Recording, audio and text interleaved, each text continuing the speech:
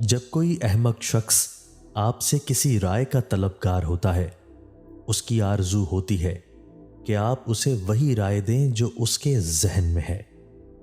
لوگوں کے دین کی تفتیش نہ کرو، کیونکہ اس طرح دوستوں کے بغیر رہ جاؤ گے۔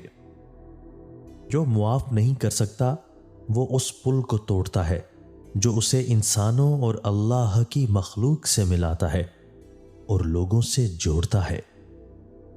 جہاں عزت، سچائی اور خلوص نظر آئے وہاں دوستی کا ہاتھ بڑھاؤ، ورنہ تمہاری تنہائی تمہاری بہترین ساتھی ہے۔ خوف زندگی میں ایک جن کی مانند ہو سکتا ہے جو ہمیں ہمارے راستے پر چلنے سے روکتا ہے۔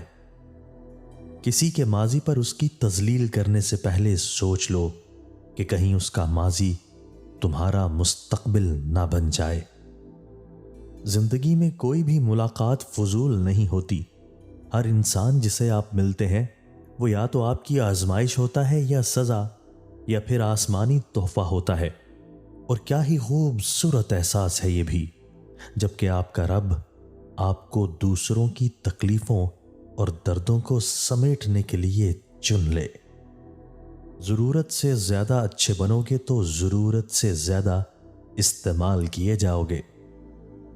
منہ سے کھایا زہر ایک بار ہی مارتا ہے، لیکن اسی منہ سے نکلا زہر کسی کی روح کو گھائل کر دیتا ہے۔ زبان کا زہر نہ جینے دیتا ہے نہ مرنے۔ مرد کی نظر اور عورت کی حیا میں دامن اور چنگاری کا تعلق ہے۔ مرد کی نظر چنگاری ہے تو عورت کی حیا ایک نازک دامن ہے۔